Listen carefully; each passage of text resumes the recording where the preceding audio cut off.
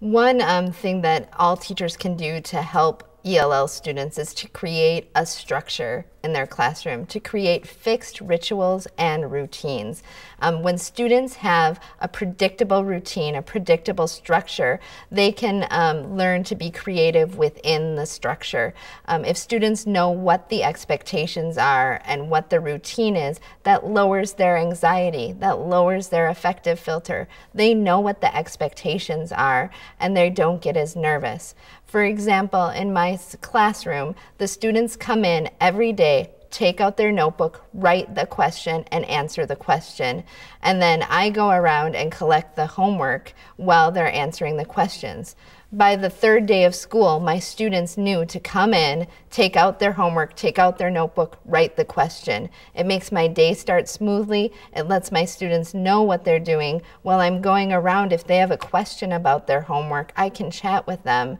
We also have routines for getting materials, routines for writing down their homework in their planner, routines for most aspects of the classroom, of the things that we do over and over on a daily or every couple of day basis. And it just helps students know what's going on and makes them empowered to know what the expectations are. And from there, they can worry about the academic piece without worrying, how do I turn in the homework? What are we going to do today? How's the class going to start? They can just worry about the academics and the learning of English.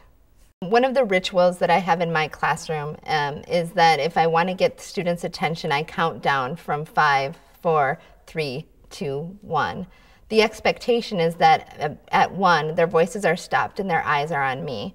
And I tell my students that I do this because sometimes when a teacher wants your attention, you're in the middle of a sentence. You need to have a couple of seconds to finish what you're trying to say, and I want to respect that need for all of them, but at the same time, I'm going to need their attention. So they have until 1 to get their conversations done and their eyes focused on me.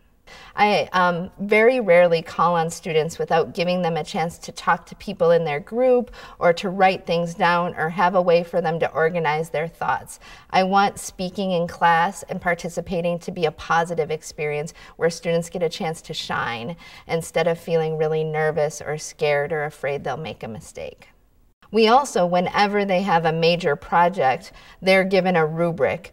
If it's something that they're going to be doing over and over again, for example, in level 2, we work on academic writing, writing paragraphs, and writing 3 to 5 paragraph essays.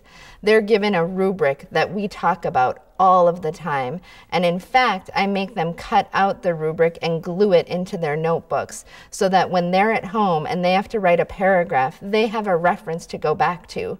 The rubric is posted in the classroom, and before they have to write a paragraph, we go over the rubric. Sometimes the students say to me, Ms. Prentice, every time we go over the rubric.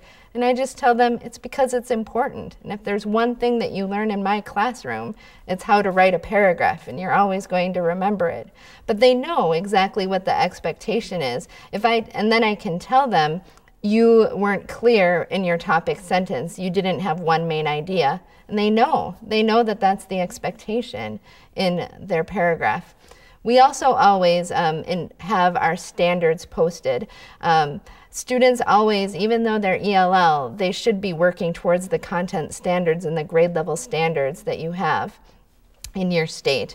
So my students know that every 7th and 8th grader in the state of Minnesota needs to learn whatever it is, and we have that standard posted, and I refer to it on an almost daily basis so that the student never can ask, why are we learning this? They have that question, we're learning this because that's what the law tells me all 7th and 8th graders in the state of Minnesota need to know. It's what's important. And they have that clear expectation. They know that they're responsible for that knowledge. And it also makes them take away some of the stigma of being an ELL student. They're doing the same standards that the 7th and 8th graders in the mainstream are doing. We're all working toward the same thing. It's important for ELL students to have these expectations and to have standards and to have rubrics in place. but I think it's important for all students. What's good for ELL students is good for all students, especially I teach in an urban setting, and I've taught in mainstream classes, being a collaborative ELL teacher that has taught both ELL and mainstream students in one class. And a lot of our urban students come in with low vocabulary, without the background knowledge, without the skills, without the experiences of going to museums and things like that. And what's good for ELL students is good for all students, building that background, setting the clear expectations, using rubrics to evaluate student work, and having students be very clear about what is needed. And even the rituals and routines, I think, can be very important for all students, not just English language learners, but it is essential for English language learners, and they will thrive when they have it and they will flounder when they don't.